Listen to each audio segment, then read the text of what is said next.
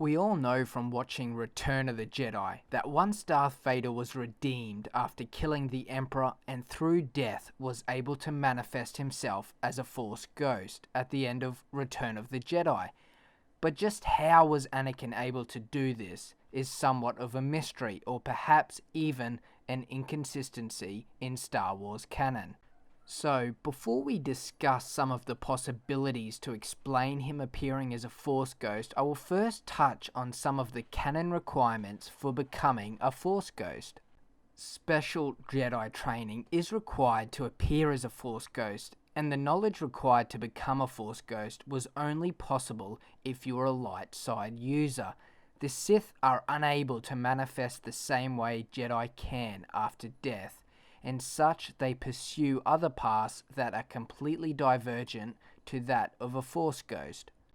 There exists significantly more in-depth explanations of what the Sith can and cannot achieve after death, but a great deal of this material is no longer canon, so I won't elaborate any further on the alternatives that exist for a Sith.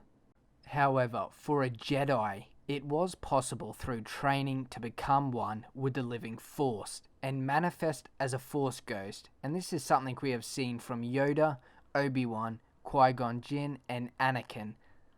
Thanks to Yoda, we have clear explanations about Qui-Gon and Obi-Wan's ability to manifest as Force ghosts, and we are aware that this is something Obi-Wan trained over the years he spent on Tatooine.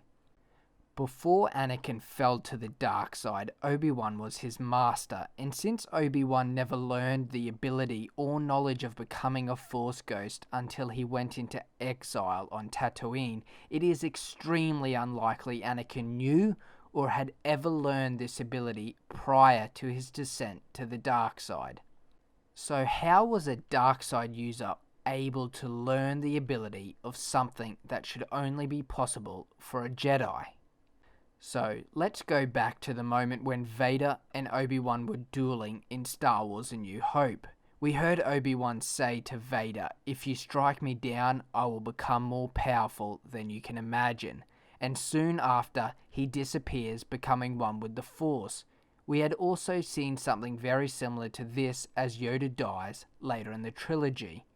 Now, Vader has of course killed hundreds of Jedi previous to his duel with Obi-Wan in A New Hope, and certainly had never seen a Jedi disappear right before his eyes. Could this have intrigued Vader to search for the ability that had enabled Obi-Wan to do this right before his very eyes? The issue with this is, of course, who could teach him this ability, and where could he even find such information in order to understand the ability? At this point, Darth Vader and his master, Darth Sidious, are clearly dark side users, so how could Vader learn this ability when both him and his master are neither light side users? So we are really only left with a couple of possibilities. Vader learned of this ability and the knowledge behind it, and in his final moments before death, when he returned to the light side, he was able to become one with the Force. This theory is limited by the fact that the last time we saw Anakin, he was still inside the suit, which was later burned. I suppose it is possible he disappeared and Luke chose to burn the suit even without the body. Or alternatively, since he was the chosen one and so strong with the Force, he was able to manifest as a Force ghost simply based on that strong natural ability. But I find that outcome to be pretty disappointing. So, let me know what your theory is on Anakin's ability to manifest as a Force ghost. Do you believe there is any real logic behind it, or simply an inconsistency that resulted from Lucas wanting to have Anakin, Obi-Wan, and Yoda all appear together in the final scenes of Return of the Jedi? Thank you for watching, and be sure to subscribe for more Star Wars content here at Star Wars Community.